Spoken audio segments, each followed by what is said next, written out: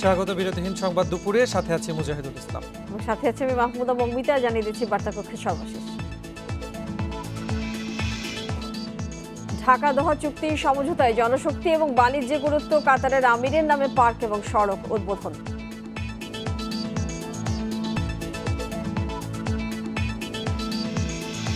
উপজেলা নির্বাচনে ভোটাধিকার প্রয়োগের আহ্বান প্রধানমন্ত্রীর, যৌথ সভা শেষে জানালেন ওবায়দুল কাদের।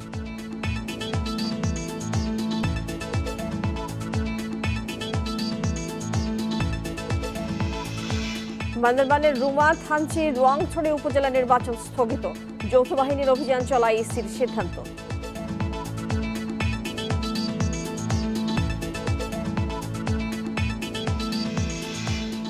চট্টগ্রামের রাঙ্গুনিয়ায় সড়ক দুর্ঘটনায় 2 ছাত্রের মৃত্যুতে উত্তপ্ত চুয়েট ক্যাম্পাস, সড়ক অবরোধ করে বিক্ষোভ।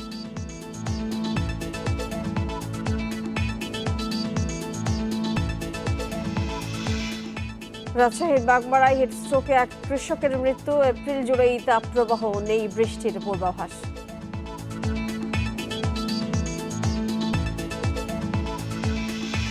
এতক্ষণ আপনাদের শিরোনাম বলছেন, এবারে চলে যাচ্ছে পুরো খবরে। বাণিজ্য, জনশক্তি, রপ্তানি সহ দ্বিপাক্ষিক সহযোগিতা বাড়াতে বাংলাদেশ এবং কাতারের মধ্যে 5টি চুক্তি এবং 5টি সমঝোতা স্মারক সই হয়েছে। ঢাকা সফরের দ্বিতীয় এবং শেষ দিন দুপুরে প্রধানমন্ত্রীর কার্যালয়ে কাতারের আমির এবং প্রধানমন্ত্রী শেখ হাসিনার মধ্যে দ্বিপাক্ষিক বৈঠকের পর এসব চুক্তি এবং সমঝোতা সই হয়। পরে ভিডিও কনফারেন্সে ঢাকার কালশীতে নিজের নামে একটি পার্ক এবং সড়কের নামকরণের উদ্বোধন করেন কাতারের আমির Sheikh Tamim bin Hamad Al Thani. মধ্যপ্রাচ্যে বাংলাদেশের গুরুত্বপূর্ণ শ্রমবাজার কাতার। দেশটিতে কাজ করছেন প্রায় 4 লাখ বাংলাদেশি। এলএনজি সহ দেশের জ্বালানি চাহিদার একটি বড় অংশ কাতার থেকে আমদানি হয়। এমন দ্বিপাক্ষিক দৃঢ় সম্পর্কের মধ্যেই সোমবার ঢাকা সফরে আসেন কাতারের আমির Sheikh Tamim bin Hamad Al Thani. সফরের দ্বিতীয় দিন সকালে প্রধানমন্ত্রীর কার্যালয়ে দ্বিপাক্ষিক বৈঠক অনুষ্ঠিত হয়। প্রথমে একান্ত আলোচনায় বসেন প্রধানমন্ত্রী শেখ হাসিনা ও কাতারের আমির Sheikh Tamim bin Hamad Al Thani. প্রতিনিধি পর্যায়ের দ্বিপাক্ষিক বৈঠক শেষে হয় চুক্তি স্বাক্ষর। দ্বৈত কর পরিহার, সাগরপথে পরিবহন, বিনিয়োগ উন্নয়ন ও সুরক্ষা, আইনগত সহযোগিতা এবং যৌথ ব্যবসা পরিষদ গঠন সংক্রান্ত চুক্তিতে স্বাক্ষর করে দুই দেশ। এছাড়া শ্রমশক্তি, বন্দর পরিচালনা, উচ্চশিক্ষা ও বৈজ্ঞানিক গবেষণা, যুব ক্রীড়া ক্ষেত্র এবং কূটনৈতিক প্রশিক্ষণের সহযোগিতা সংক্রান্ত সমঝোতা স্মারক সই করে বাংলাদেশ ও কাতার। পরে রাজধানীর কালশী এলাকায় বালুর মাঠে নির্মিতব্য পার্ক এবং ইসিবি চত্বর থেকে কালশী উড়াল সেতু পর্যন্ত সড়কটি কাতারের আমিরের নামে নামকরণ করা হয়। প্রধানমন্ত্রীর কার্যালয় থেকে ভিডিও কনফারেন্সের উদ্বোধন করেন কাতারের আমির। অনিমেষ কর, ইন্ডিপেন্ডেন্ট নিউজ, ঢাকা। উপজেলা নির্বাচনে ভোট দিয়ে সাংবিধানিক অধিকার প্রয়োগে দেশবাসীর প্রতি আহ্বান জানিয়েছেন আওয়ামী লীগের সভাপতি প্রধানমন্ত্রী শেখ হাসিনা। দুপুরে রাজধানীর বঙ্গবন্ধু অ্যাভিনিউয়ের কেন্দ্রীয় কার্যালয়ে কথা জানান দলের সাধারণ সম্পাদক ওবায়দুল কাদের। কেন্দ্রীয় নেতৃবৃন্দের সঙ্গে ঢাকা মহানগর উত্তর ও দক্ষিণ আওয়ামী লীগ ও সহযোগী সংগঠনের সভাপতি, সাধারণ সম্পাদকদের যৌথ সভায় তিনি অভিযোগ করেন, নির্বাচিত সরকারকে সরিয়ে দেওয়ার চক্রান্ত দীর্ঘদিন ধরে চলছে। একটি চিহ্নিত অপশক্তি গণতন্ত্রের ক্ষতি করতে নির্বাচন বিরোধী ষড়যন্ত্রে লিপ্ত, তাদের রুখতে সবাইকে ঐক্যবদ্ধভাবে থাকার আহ্বান জানিয়ে তিনি বলেন, দেশে গণতন্ত্রকে প্রাতিষ্ঠানিক রূপ দিতে সর্বাত্মক চেষ্টা অব্যাহত থাকবে। ভোট দিয়ে গণতন্ত্রকে সুরক্ষিত করতে ভবিষ্যৎ প্রজন্মকে আহ্বান জানান তিনি। বলেন, গণতন্ত্রের ধারাবাহিকতা ও স্থিতিশীলতার কারণেই উন্নয়ন সম্ভব হচ্ছে। ভোটার উপস্থিতি সন্তোষজনক থাকার পরও অবিরাম আমাদের নির্বাচনের বিরুদ্ধে, গণতান্ত্রিক ব্যবস্থার বিরুদ্ধে দেশি বিদেশি একটা চক্র অপপ্রচার, মিথ্যাচার চালিয়ে যাচ্ছে। যৌথ অভিযান থাকায় বান্দরবানের 3 উপজেলায় নির্বাচন স্থগিত করেছে নির্বাচন কমিশন। মঙ্গলবার সকালে আন্তঃমন্ত্রণালয়ের সভা শেষে ইসি সচিব জাহাঙ্গীর আলম এই কথা বলেন। ইসি সচিব বলেন, বর্তমানে বান্দরবানের থানচি, রোমা এবং রোয়াংছড়ি উপজেলায় অধিক সংখ্যায় আইনশৃঙ্খলা বাহিনী দায়িত্ব পালন করছে। এই জন্য 3 উপজেলার নির্বাচন স্থগিত। 6ষ্ঠ উপজেলা পরিষদ নির্বাচন সুষ্ঠুভাবে অনুষ্ঠিত করতে আন্তঃমন্ত্রণালয় সভা করেছে নির্বাচন কমিশন। সকালে আগারগাঁও নির্বাচন ভবনে এই সভা অনুষ্ঠিত হয়। 4 ধাপে অনুষ্ঠিত হতে যাওয়া উপজেলা নির্বাচনের পরিবেশ এবং আইন শৃঙ্খলা পরিস্থিতির নিয়ন্ত্রণ ছিল সভার মূল বিষয়। এই সময় ইসি সচিব সাংবাদিকদের বলেন, দ্বাদশ জাতীয় সংসদ নির্বাচনের চেয়ে এবারের উপজেলা নির্বাচনের আইন শৃঙ্খলা পরিস্থিতি স্বাভাবিক রাখতে সব ধরনের ব্যবস্থা নেবে আইন শৃঙ্খলা বাহিনী। এ সময় তিনি আরও জানান, পার্বত্য জেলা বান্দরবানের 3টি উপজেলা থানচি, রুমা এবং রোয়াংছড়িতে যৌথ বাহিনীর অভিযান চলমান থাকায় এই 3 উপজেলা নির্বাচন স্থগিত করা হয়েছে। পার্বত্য জেলা বান্দরবানের 3টি উপজেলাতে, বিশেষ করে থানচি, রুমা এবং রোয়াংছড়িতে আমাদের কম্বাইন্ড অপারেশন অর্থাৎ যৌথ বাহিনীর অপারেশন চলমান রয়েছে। তাই আপাতত এই 3টি উপজেলা নির্বাচন স্থগিত করা হয়েছে, যেটা আমরা পরবর্তীতে সুবিধা সময় আমরা আয়োজন করতে চেষ্টা করব। চট্টগ্রামের রাঙ্গুনিয়ায় মোটরসাইকেল বাস সংঘর্ষে 2 শিক্ষার্থী নিহতের ঘটনায় উত্তপ্ত চুয়েট ক্যাম্পাস। দোষীদের গ্রেফতারের দাবিতে চট্টগ্রাম কাপ্তাই সড়ক অবরোধ করে রেখেছে চুয়েটের শিক্ষার্থীরা। এর আগে সোমবার রাতে উত্তেজিত শিক্ষার্থীরা চুয়েটের প্রধান গেটের সামনে একটি বাসে আগুন ধরিয়ে দেয়। পরে ফায়ার সার্ভিসের কর্মীরা এসে আগুন নিয়ন্ত্রণে আনে। এদিকে দুর্ঘটনায় জড়িত বাসের চালক ও সহকারীর বিরুদ্ধে মামলা হয়েছে। সোমবার রাতে বিশ্ববিদ্যালয় প্রশাসন শাহ আমানত থানায় মামলা দায়ের করে। সোমবার বিকেলে রাঙ্গুনিয়া সেলিনা কাদের চৌধুরী কলেজের সামনে চুয়েটের 2 শিক্ষার্থীকে চাপা দেয় শাহ আমানত পরিবহনের একটি বাস। গুরুতর অবস্থায় হাসপাতালে নিলে মারা যান শান্ত সাহা ও তৌফিক হোসেন।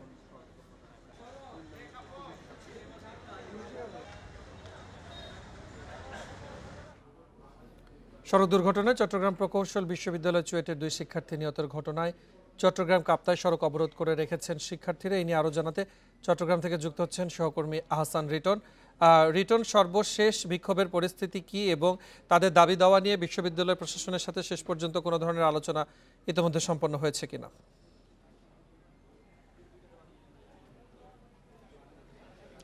না, এই মুহূর্তে প্রচণ্ড রোদ এবং সেই কারণে আমরা দেখেছি আসলে যে কাপ্তাই যে সড়ক রয়েছে অর্থাৎ চুয়েটের সামনে যে সড়ক, সেখানে তাদের যে অবস্থান ছিল সেখান থেকে তারা সরে এসছে, কিন্তু সড়কের 2 পাশে তারা আসলে গাছের গুঁড়ি দিয়ে রেখেছে, ফলত সেই সড়কটি যে অবরুদ্ধ অবস্থা ছিল এখনও সেরকমই আছে। আপনি জানেন যে গতকালকে বিকেলে চট্টগ্রামের যে কাপ্তাই সড়কে শাহ আমানত পরিবহন একটি বাসের ধাক্কায় চুয়েটের প্রথমে 3 শিক্ষার্থী আহত, পরবর্তীতে সেখান থেকে 2 জন মারা যায়, একজন এখন আশঙ্কাজনক অবস্থায় হাসপাতালে ভর্তি আছেন। এরপর থেকে গতকালকে রাতে কেন ভাঙচুরের ঘটনা ঘটে, আজকে সকাল 9টা থেকে কাপ্তাই যে সড়ক রয়েছে সেই সড়কটি তারা অবরোধ শুরু করে এবং এখনো পর্যন্ত সেই সড়কটি অবরুদ্ধ অবস্থাতে আছে। আমরা দেখছি ক্যাম্পাসের ভেতর থেকে কোনো পরিবহন যেমন বেরোতে দিচ্ছে না, পাশাপাশি ক্যাম্পাসের ভেতর এবং এই সড়ক দিয়ে কোনো পরিবহন চলাচল করতে দিচ্ছে না। শুধুমাত্র মুমূর্ষু কোনো রোগী এবং বিদেশ যাত্রী, কোনো পরীক্ষার্থী ছাড়া সমস্ত গাড়িকে তারা আটক করে রেখেছে এবং এই ক্ষেত্রে আসলে মানুষের যে ভোগান্তি সেটি চরমে আছে। কিছুক্ষণ আগে, অর্থাৎ এখন থেকে ঘণ্টাখানেক আগে, গতকালকে যিনি মারা গিয়েছিলেন নিহত তৌফিক হাসান, তার একটি গায়েবানা জানাজা অনুষ্ঠিত হয়েছে এই ক্যাম্পাসের সামনেই এবং সেখানে এই চুয়েটের ভিসি সহ অনেক শিক্ষক এসেছিলেন, প্রশাসনিক কর্মকর্তারা এসেছিলেন।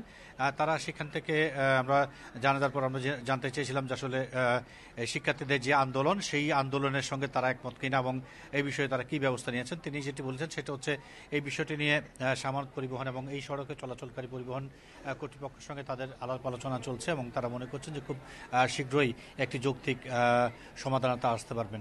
আমরা শিক্ষার্থীদের সাথে কথা বলেছি, তারা যেটি বলছেন যে এবি ট্রাভেলস এবং শাহ আমানত পরিবহন এই সড়কে অতিমাত্রায় বেপরোয়া গতিতে গাড়ি চালায়, ফলত এখানে ইতিপূর্ব চুয়েটের বেশ কয়েকজন শিক্ষার্থী আহত নিহত হয়েছেন। তার এক ধারাবাহিকতায় গতকালকে 2 জন শিক্ষার্থী প্রাণ হারিয়েছেন এবং এখনও একজনের অবস্থা আশঙ্কাজনক অবস্থায় আছে এবং তারা বলছেন যে এই ঘটনাগুলোর কোনো রকমের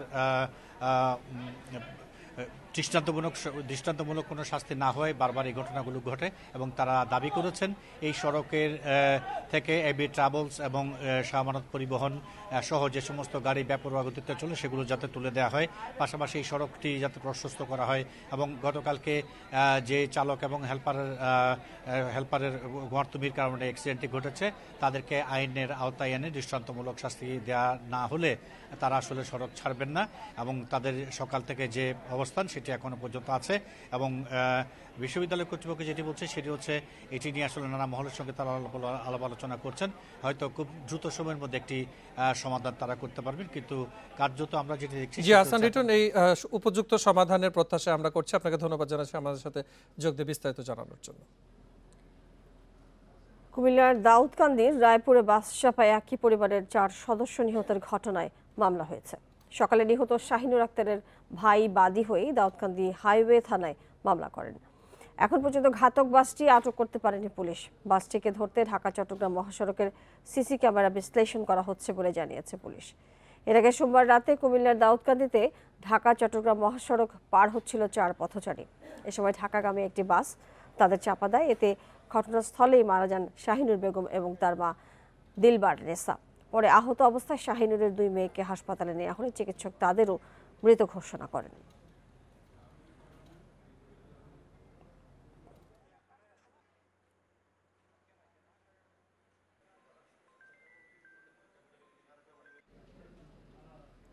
চট্টগ্রামের চিকিৎসক মারধরের ঘটনায় জড়িতদের শাস্তির দাবিতে বেসরকারি হাসপাতাল ডায়াগনস্টিক সেন্টারে কর্মবিরতি পালন করছেন চিকিৎসকরা। এতে ভোগান্তিতে পড়েছেন সেবা নিতে আসা রোগীরা। সকাল 6টা থেকে এই কর্মসূচি শুরু হয়। বাংলাদেশ মেডিকেল অ্যাসোসিয়েশন চট্টগ্রাম শাখা গত 18 এপ্রিল এই কর্মসূচির ঘোষণা দেয়।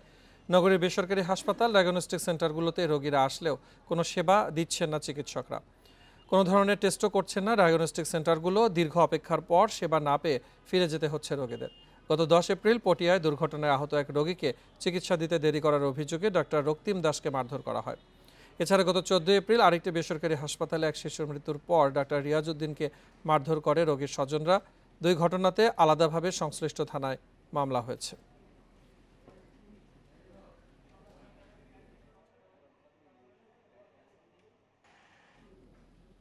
ইনি আরো জানাতে চট্টগ্রাম থেকে যোগ দিচ্ছেন সহকর্মী অনুপম শীল। অনুপম, এই যে ধর্মঘট এবং বিরতিতে আসলে সেখানকার রোগীদের ভোগান্তি কতটা বেড়েছে এবং সেটি নিরসনে কোনো ধরনের প্রচেষ্টা দেখছেন কিনা?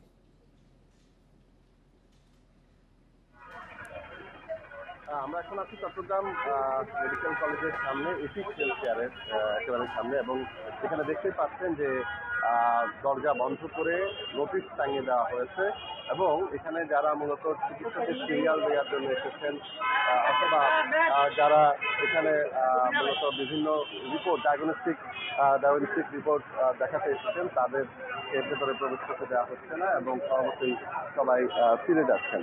এবং এই প্রেক্ষাপটে সাধারণ যারা রোগীরা আছেন যাদের পূর্ব নির্ধারিত এই চিকিৎসকের ইয়া ছিল, তারা সিরিয়াল ছিল, তারা আসলে ডাক্তার দেখাতে পারছেন না, রিপোর্ট দিতে পারছেন না। তবে এই সমস্ত হাসপাতালগুলোর পক্ষ থেকে যেটি জানানো হচ্ছে যে সমস্ত রোগী তাদের ইতিমধ্যে ভর্তি করা আছে তাদেরকে তারা চিকিৎসা দিচ্ছেন, অর্থাৎ নতুন রোগী ভর্তি নিচ্ছেন না। তো এটি সামগ্রিকভাবেই কিন্তু একটি প্রভাব ফেলেছে চট্টগ্রামের বেসরকারি, বিশেষ করে যারা দূর দূরান্ত থেকে আসছেন, অর্থাৎ আশপাশের বিভিন্ন উপজেলা বা আশপাশের বিভিন্ন জায়গা থেকে চিকিৎসক দেখাতে, ডাক্তার দেখাতে বা এই সমস্ত জরুরি কাজে আসছেন। যেহেতু চট্টগ্রামের সরকারি হাসপাতাল সমান ধরনের বা সমান রকমের সন্তুষ্টি নেই, তাই বেসরকারি সমস্ত হাসপাতালগুলোতে তারা সাধারণ চিকিৎসক যারা অনেকেই আসেন সাধারণ রোগীরা, এবং তারা এখানে যেটি হচ্ছে যে অনেকে একটু উন্নত চিকিৎসা বা একটু পরিষ্কার পরিচ্ছন্ন চিকিৎসার আশায়ও কিন্তু এই সমস্ত হাসপাতাল ক্লিনিকগুলোতে আসেন। সেই চিকিৎসাটাও কিন্তু এখন ব্যাপকভাবে বিঘ্নিত হচ্ছে। চট্টগ্রাম থেকে জানাচ্ছিলেন সহকর্মী অনুপম শীল। রাজশাহীর বাগমারায় ভুট্টা খেতে কাজ করার সময় হিটস্ট্রোকে আক্রান্ত হয়ে মন্টু হোসেন নামে এক কৃষকের মৃত্যু হয়েছে। সোমবার দুপুরে তার মৃত্যু হলেও বিষয়টি নিশ্চিত হওয়া যায় রাতে।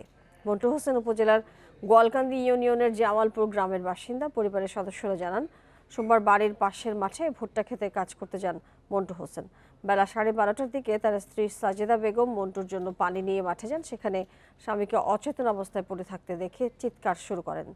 সাথে সাথে হাসপাতালে নেওয়া হলে চিকিৎসক মন্টুকে মৃত ঘোষণা করেন। রাজশাহীর civil surgeon doctor Abu Saeed Mohammad Faruk জানান, পরিবারের তথ্য মতে মন্টুর কোনো রোগ ছিল না, তাই তিনি হিটস্ট্রোকে মারা গেছেন বলে ধারণা করা হচ্ছে।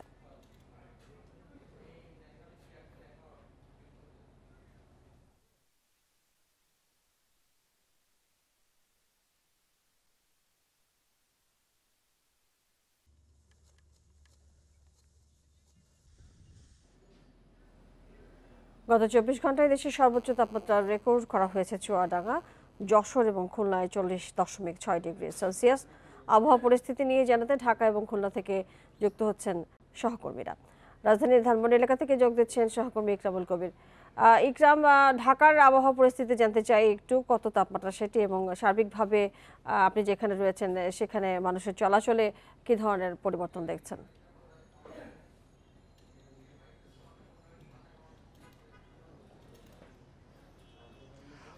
বর্তমানে আমার স্মার্টফোনে যে তাপমাত্রা দেখাচ্ছে সেটি 38°C। তো সকাল থেকে যদি বলি যে তাপমাত্রা কিন্তু প্রতি ঘন্টায় ঘন্টায় আসলে তাপমাত্রা বাড়ছে, তো সেক্ষেত্রে এখানে 38°C দেখাচ্ছে এবং এটার যে অনুভূত হচ্ছে এর থেকে আরও 4°C বেশি, অর্থাৎ 42°C এই মুহূর্তে আসলে এই ধানমন্ডি এলাকায় যে আমার স্মার্টফোনে যে তাপমাত্রা দেখাচ্ছে সেটির কথা বলছিলাম। তো এরকম আসলে সারা দেশে কিন্তু আসলে যতটুকু তাপমাত্রা অনুভূত হচ্ছে তার থেকে আসলে একটু বেশি হচ্ছে আপনার অনুভূত হচ্ছে, যতটুকু আসলে সঠিক তাপমাত্রা। তো এইখানে যদি আমি বলতে চাই যে ধানমন্ডি এলাকায় কিন্তু বিশেষ করে বেশ গাছগাছালি রয়েছে, তো এই জায়গাটা কিন্তু অন্যান্য রাজধানীর অন্যান্য যেসব এলাকা রয়েছে তার থেকে একটু ঠান্ডা। বিশেষ করে এই ধানমন্ডি লেক এলাকায় কিন্তু অনেকেই একটু প্রশান্তির খোঁজে আসছেন, কারণ এই ভর দুপুরে রাজধানীর অন্যান্য যেসব এলাকা রয়েছে, যেসব এলাকায় গাছ তুলনামূলক কম, সেখানে কিন্তু উত্তাপটা অনেক বেশি, যার কারণে মানুষের চলাচল কিন্তু সে জায়গায় অনেকটা কম দেখেছি। কিন্তু ধানমন্ডি এলাকায় যেহেতু একটু গাছগাছালি বেশি থাকার কারণে অনেকে কিছুটা স্বস্তিতে মানুষ আসলে চলাচল করতে পারছে। আমরা এমনটি দেখছিলাম, এখানে অনেকে আসছেন, এখানে যে ধানমন্ডি লেকের পাশে যেসব বেঞ্চ রয়েছে তারা সেখানে হয়তো বসে বিশ্রাম নিচ্ছেন, অনেক বয়স্ক মানুষকে আমরা দেখছিলাম। একই সাথে হচ্ছে এখানে দেখছি আমরা যে অনেকে এখানে আসছেন যারা স্থানীয় আশেপাশে এসে অনেকে গোসল করছেন এই ধানমন্ডির এই লেকে। তো তেমনি আসলে এই রাজধানীর বেশ কিছু এরকম যেগুলো পার্ক রয়েছে সেগুলো কিন্তু মানুষকে কিছুটা স্বস্তি দিচ্ছে। তবে একটি বিষয় বলে রাখি যে আমাদেরকে পরিবেশ বিশেষজ্ঞরা যেমনটি জানিয়েছেন, আসলে 25% যেখানে একটি নগরীর মধ্যে আপনার গাছপালা থাকার কথা, সেখানে রয়েছে মাত্র 8%। তো এটির অনেক কম যতটুকু থাকার কথা, যার কারণে কিন্তু এই যে পরিবেশের উপর একটা বিরূপ প্রভাব কিন্তু রয়ে যায়। একই সঙ্গে জলাশয়েরও কিন্তু অভাব রয়েছে। জলাশয় যেখানে হচ্ছে 15% থাকার কথা, সেই জায়গায় রয়েছে মাত্র 5%।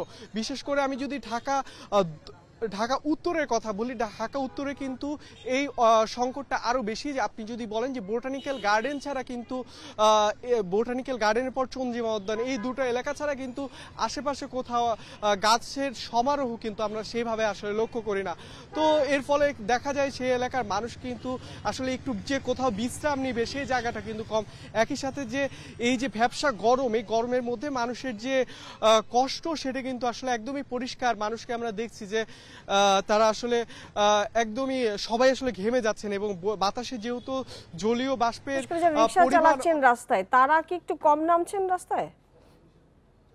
এই যে তাপমাত্রা সেটা থেকে আর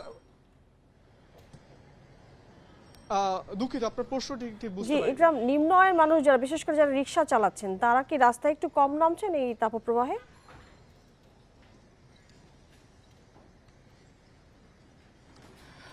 জি, তেমনটি বলা চলে যে অন্য সময় দেখা যায় যে তারা যেমন যাত্রীর জন্য অপেক্ষা করেন একটা জায়গায় বসে, সেটি কিন্তু হচ্ছে না। দেখা যাচ্ছে যে যখনই তারা যাত্রী নেই, তারা কিন্তু ছায়াযুক্ত কোনো একটা স্থান খুঁজে সে জায়গায় বিশ্রামের চেষ্টা করছেন এবং তারা সঙ্গে পানি রাখছেন যথার্থ পরিমাণে এবং সেই সাথে গামছা, ছাতা, এই জিনিসগুলো তারা। আপনি সঙ্গে থাকবেন, আমরা একটু খুলনার খোঁজ খবর নেই। খুলনায় আছেন সহকর্মী অভিজিৎ পাল।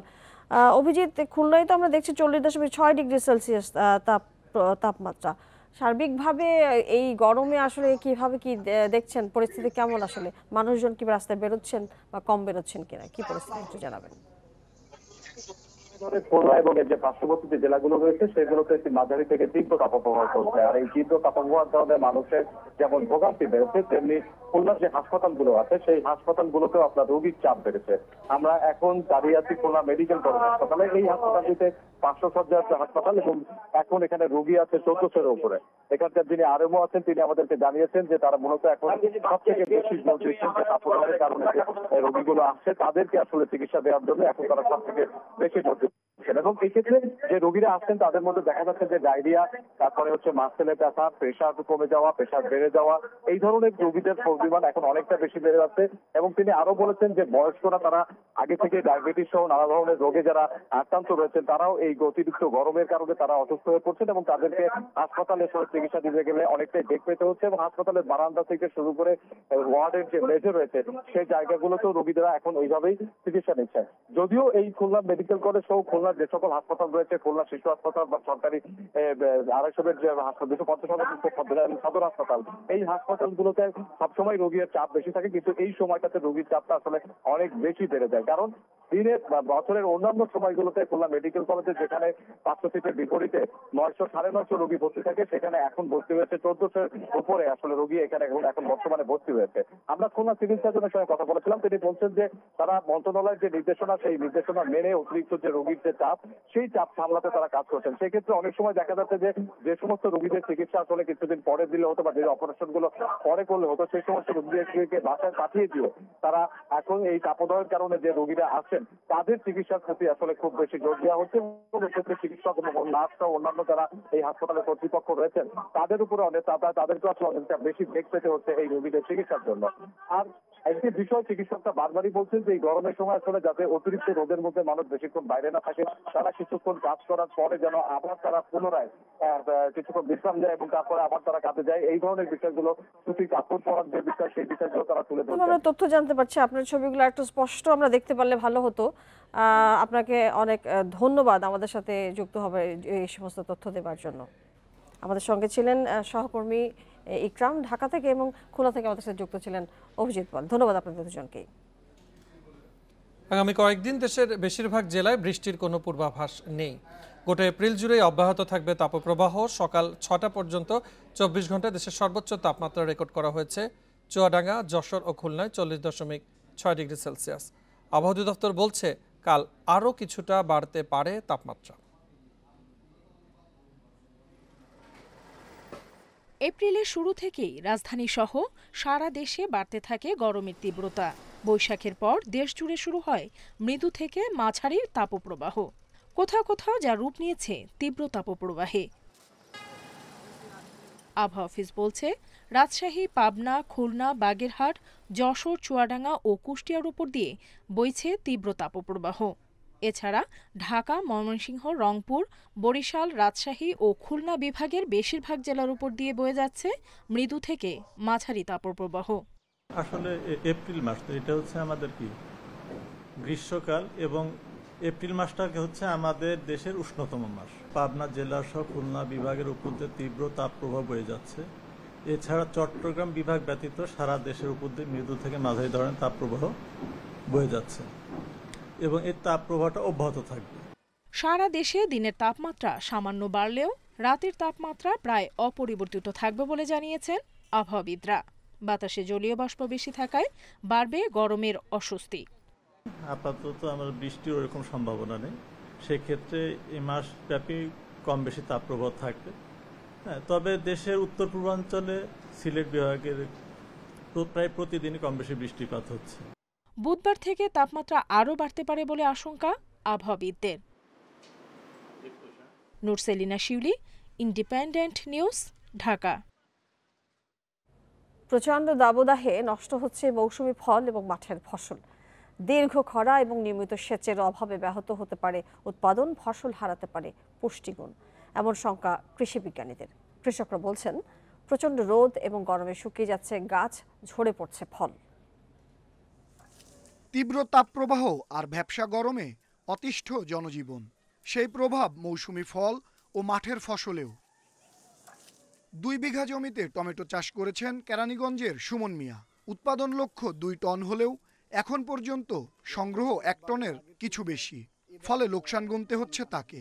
তিনি জানান তীব্র গরমে সময়ের আগেই মরে যাচ্ছে গাছ। খরচ ওঠা নিয়েই সংশয়ে তিনি। তাপমাত্রাটা একটু কম থাকতো তাহলে আমাদের ফলনটা একটু ভালো হইতো, গাছটা লং টাইম থাকতো, ফলটা একটু ভালো হইতো। এই তাপের কারণে আমাদের এই গাছগুলো তাড়াতাড়ি মারা গেছে। নিয়মিত সেচ দিয়েও ফল ঝরা রোধ করা সম্ভব হচ্ছে না বলে জানান চাষিরা। গাছের গুঁড়িতে পানি দেওয়া এবং গাছের উপরে পানি দেওয়ার পরও রাখা যাচ্ছে না। কৃষি বিজ্ঞানীরা বলছেন তীব্র তাপে ঠিকমতো পরাগায়ন হচ্ছে না, ফলের বেড়ে ওঠা ব্যাহত হচ্ছে, অপরিপক্ক অবস্থায় ঝরে পড়ার আশঙ্কা তৈরি হচ্ছে। এত তাপমাত্রা যদি থাকে তাহলে আমরা স্বাভাবিক ফল হয়তোবা আমরা পাবো না। আবহাওয়াগত পরিবর্তনের জন্য এবার টোটাল ফলের উপরই একটা বিরূপ প্রভাব পড়বে। ধানে চিটা ধরার শঙ্কা জানিয়ে কৃষিবিদরা বলছেন, পর্যাপ্ত সেচ সরবরাহ করা না গেলে ফসলের উৎপাদন অর্ধেকে নেমে আসতে পারে।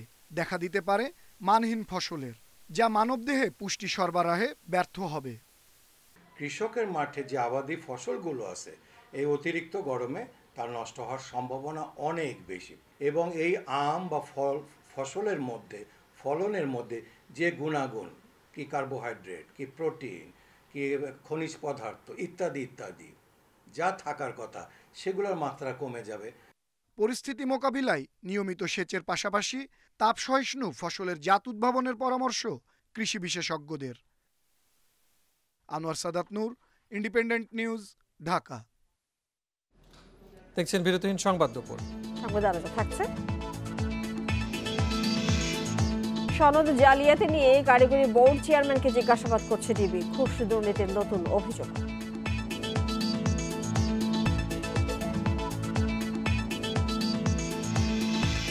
ভিডিও গেমস ও খেলনার আড়ালে যুক্তরাষ্ট্র থেকে নানা রকম মাদক আমদানি, চক্রের 3 জন গ্রেফতার।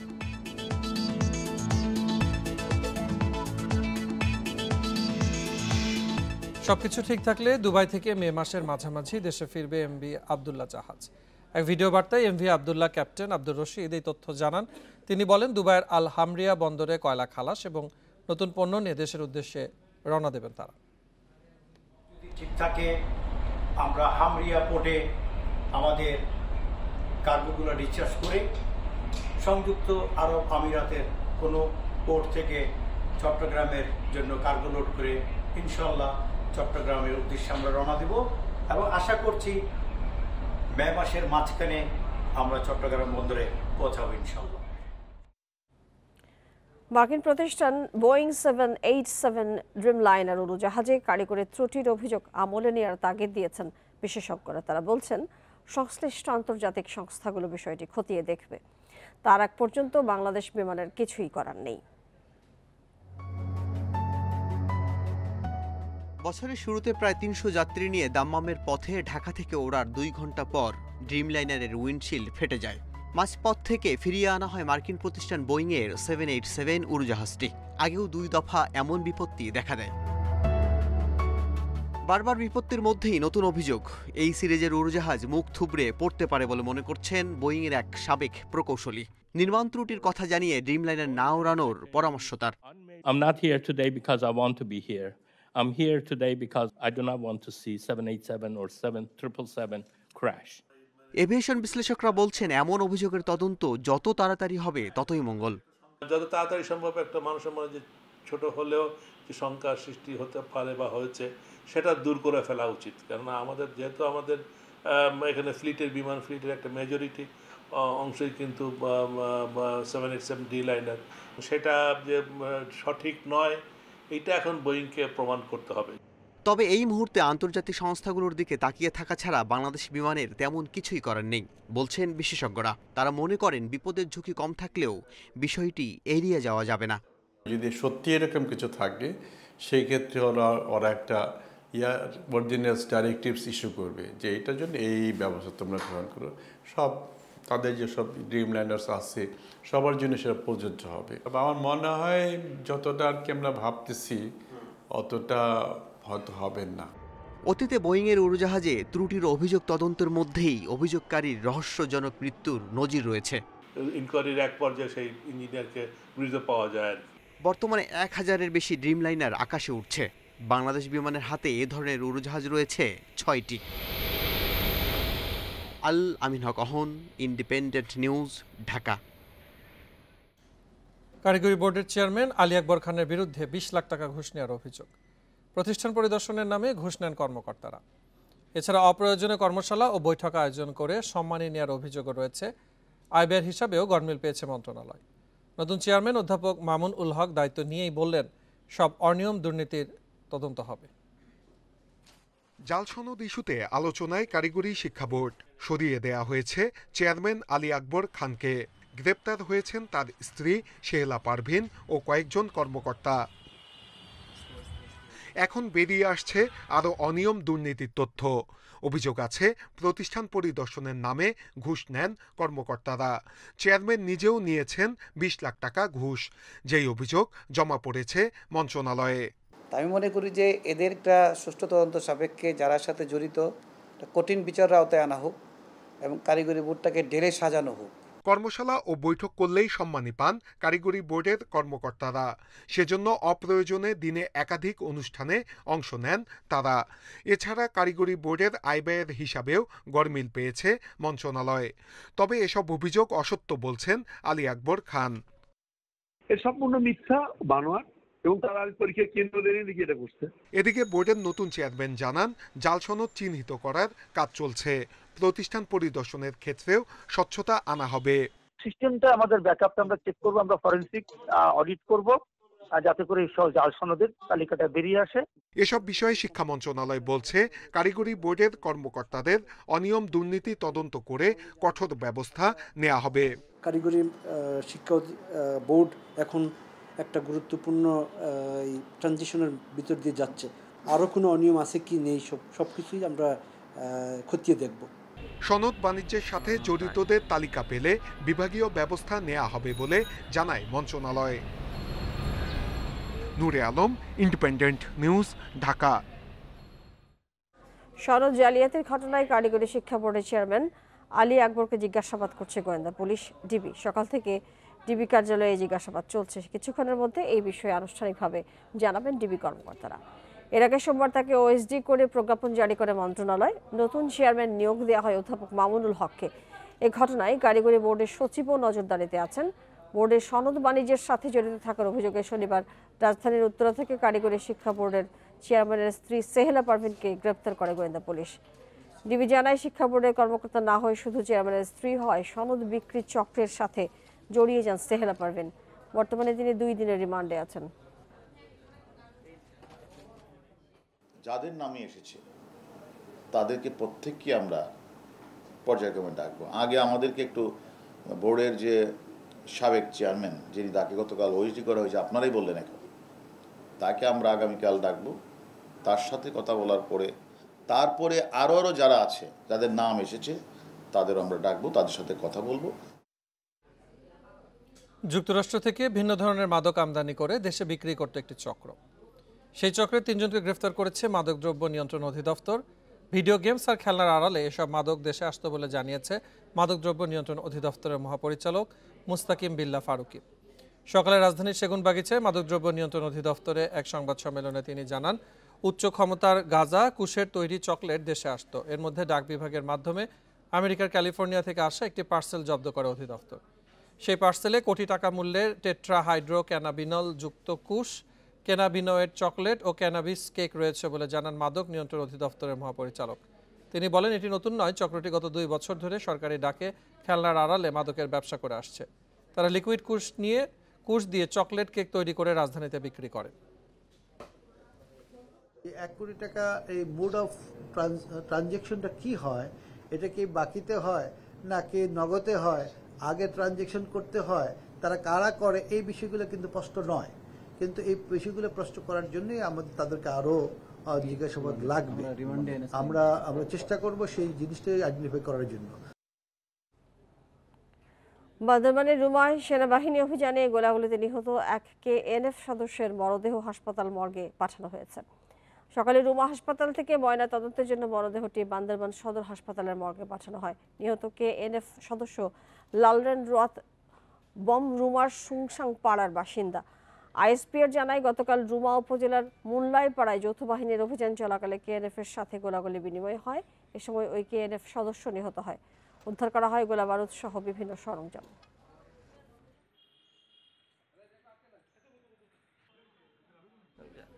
পিরোজপুর সদরে পূর্ব শত্রুতার জেরে সোহাগ শেখ নামে এক যুবককে কুপিয়ে হত্যা করছে কর্তৃপক্ষ। গতরাতে উপজেলার কদমতলা ইউনিয়নের ভৈরমপুর গ্রামে এই ঘটনা ঘটে। স্থানীয়রা জানান, এলাকায় আধিপত্য নিয়ে একটি পক্ষের সাথে সোহাগ ও তার পরিবারের বিরোধ ছিল। গত ইউপি নির্বাচনের পর শহীদুল নামে একজন খুন হন। সেই মামলায় প্রধান আসামি ছিলেন সোহাগ শেখ। সে বিরোধের জেরে এই হত্যাকাণ্ড ঘটতে পারে বলে মনে করছে স্থানীয়রা। নিহতের ভাগ্নে শামসুর রহমান দাবি করেন, রাতে সোহাগদের বাড়ির কাছে খুন হওয়া শহীদুলের ভাই শামসু ও কয়েকজন সোহাগকে কুপিয়ে পালিয়ে যায়। পিরোজপুর সদর থানার ওসি মোহাম্মদ আশিকুজ্জামান জানান, পূর্ব শত্রুতার জেরেই হত্যাকাণ্ড ঘটেছে বলে প্রাথমিকভাবে ধারণা করা হচ্ছে।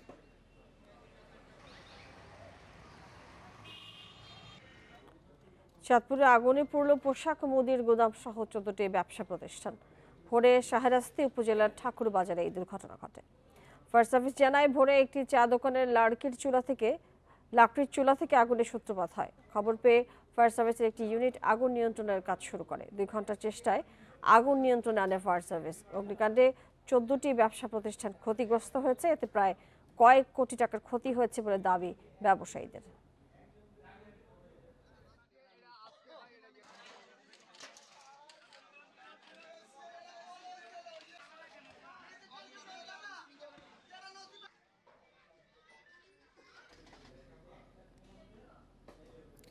নীলফামারীর কিশোরগঞ্জ উপজেলায় মাটি খননের সময় মাইন, মর্টার শেল, গ্রেনেড ও 303 রাইফেলের ধ্বংসাবশেষ উদ্ধার হয়েছে।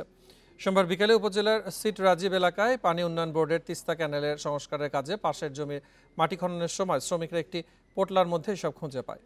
পরে এলাকাবাসীর খবরে পুলিশ ঘটনাস্থল থেকে 2টি মাইন, একটি মর্টার শেল, একটি গ্রেনেড ও একটি 303 রাইফেলের ধ্বংসাবশেষ উদ্ধার করে। পুলিশের প্রাথমিক ধারণা, স্বাধীনতা যুদ্ধের সময় এসব অস্ত্র ব্যবহার করা হয়েছে। উদ্ধারকৃত রাইফেলের যন্ত্রাংশ মরিচা ধরে অকেজো হয়ে পড়লেও মাইন ও মর্টার শেল তাজা আছে বলে জানান পুলিশ সুপার গোলাম সবুর।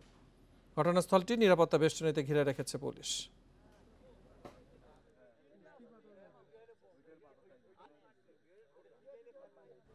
নির্মাণ কাজ শেষ হওয়ার 5 বছরেও চালু হয়নি কিশোরগঞ্জের দৃষ্টি প্রতিবন্ধী মেয়েদের স্কুল এবং আবাসিক হল। অযত্নে অবহেলায় নষ্ট হচ্ছে অবকাঠামো এবং দামি সরঞ্জাম ও আসবাবপত্র। সমাজ কল্যাণ বিভাগ বলছে, লোকবল না থাকায় চালু করা যাচ্ছে না স্কুলটি। দ্রুত এই লোকবল নিয়োগ দিয়ে প্রতিষ্ঠানটি চালুর আশ্বাস জেলা প্রশাসকের। কিশোরগঞ্জ শহরের সরকারি বালিকা শিশু পরিবারের ভেতরে ঢুকলেই চোখে পড়বে সাইনবোর্ডবিহীন দোতলা ভবন, যেটি মূলত জেলার দৃষ্টি প্রতিবন্ধী মেয়ে শিশুদের জন্য নির্মিত আবাসিক স্কুল।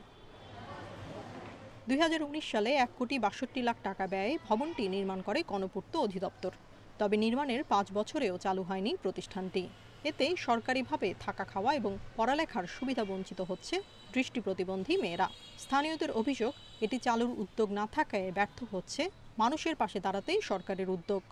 5 বছর ধরে বিল্ডিংটি পড়ে আছে, এর কোনো কার্যক্রম নাই, এটা দুঃখজনক বিষয়। অচিরেই লোকবল নিয়োগ করে এই প্রকল্পটি চালু করা হোক। লোকবলের অভাবে প্রতিষ্ঠানটি চালু করা যাচ্ছে না বলে জানালেন জেলা সমাজসেবা কার্যালয়ের উপপরিচালক। আর জনবল নিয়োগের চেষ্টা চলছে বলে জানান জেলা প্রশাসক। দৃষ্টি প্রতিবন্ধী মেয়ে শিক্ষার্থীদের এখানে অবস্থান করে লেখাপড়া করবে, একটা হোস্টেল। এটি মূলত জনবলের অভাবেই মূলত এটা চালু করা যাচ্ছে না। এটা নিয়ে মন্ত্রণালয়ের সাথে আমাদের পত্র যোগাযোগ হয়েছে, আমি নিজেও কথা বলেছি। আশা করছি যত দ্রুত সম্ভব মন্ত্রণালয় আমাদের আশ্বাস দিয়েছে, তারা লোকবল দিলে সংস্থান হলে আমরা সেটা চালু করবো ইনশাল্লাহ। প্রতিষ্ঠানটি চালু হলে 10 জন দৃষ্টি প্রতিবন্ধী মেয়ে শিশু থাকা খাওয়া এবং পড়ালেখার সুযোগ পাবে। Independent news.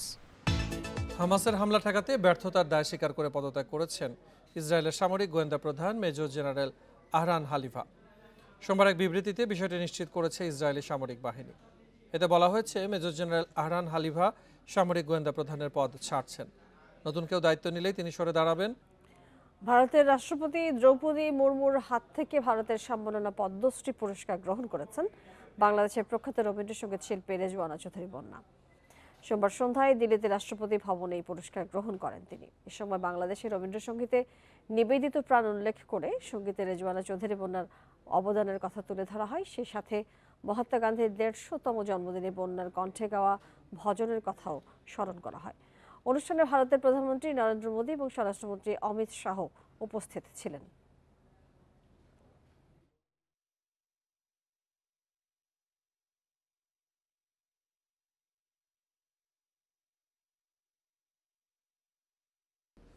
আইপিএলে আজ একমাত্র ম্যাচে মুস্তাফিজের চেন্নাই সুপার কিংসের প্রতিপক্ষ লখনৌ সুপার জায়ান্টস।